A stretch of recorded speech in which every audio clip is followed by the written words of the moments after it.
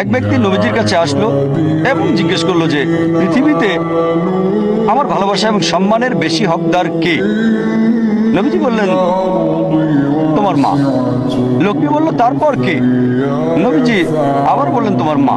লোকটা বলল তারপর কে? আবার নবীজি তৃতীয়বার বললেন তোমার মা। লোকটি বলল তারপর কে? তখন নবীজি বললেন তোমার বাবা।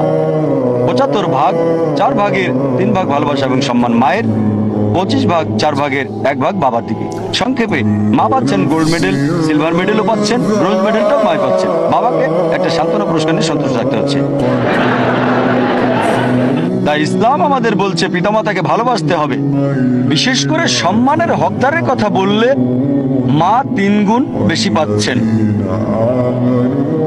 ইসলাম ধর্মে বৃদ্ধাশ্রমের কোনো স্থান নেই।